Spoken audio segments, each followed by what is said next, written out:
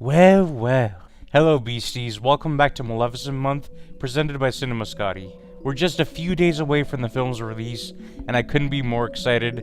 I know I've said that before, but I really can't wait to see this film on the big screen. So, Maleficent's returning to the big screen in her own sequel, Maleficent, Mistress of Evil. But did you know that Maleficent returned in cartoon form again? That's right, there was a short story in a book called Disney's Scary Storybook Collection called Maleficent's Revenge.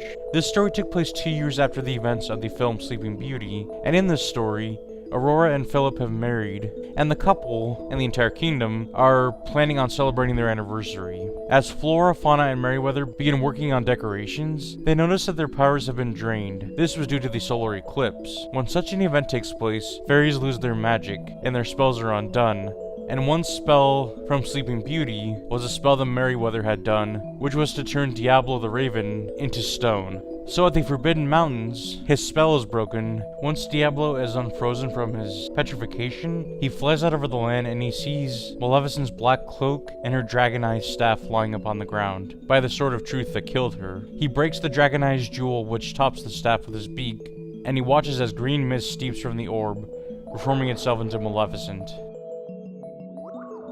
Together, the villainous duo makes way for the kingdom, and they plot to break Aurora and Philip apart and dominate the land. On the day of the celebration, Maleficent storms in and places a curse upon the castle, turning every soul, with the exception of Aurora, to stone. Once Maleficent curses the kingdom, Maleficent makes the woods around the castle become overgrown with thorns and brambles, but Aurora manages to make her way through them, and she arrives at Maleficent's castle. This upsets and tears Aurora apart. She pleads for mercy upon Philip and her people, and she goes as far to ask Maleficent to turn her into stone as well. Maleficent refuses to do so, as she is unable to place a curse upon the princess due to Flora, Fauna, and Merryweather's protection spell on her. But she is able to grant a wish, which results in Aurora sacrificing her life in exchange for her loved ones and her people. So Aurora is put back into her sleep like death.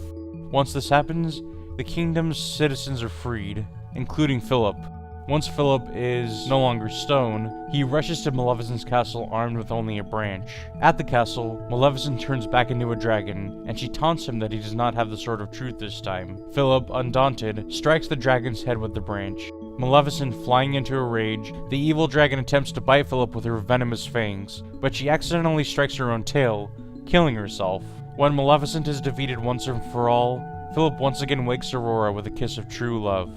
Now, I thought this story was very interesting. I, for one, love seeing villains come back from the dead in either animated sequels or stories like this, and it would have been such a treat to see this happen in like a Sleeping Beauty 2 if it were released during the time of direct-to-video sequels like The Little Mermaid 2, Cinderella 2. It would have been such a thrill to see Maleficent back and doing evil again. But we sort of get that with Maleficent, Mistress of Evil. Sure, she's not going to curse Aurora as far as we know in the film. Thank you so much for watching this video, detailing Maleficent's return to power and then defeat again at her own doing. I'll be back tomorrow with yet another episode of Maleficent Month, and if you're not already subscribed, consider hitting that big subscribe button, please. Goodbye, beasties.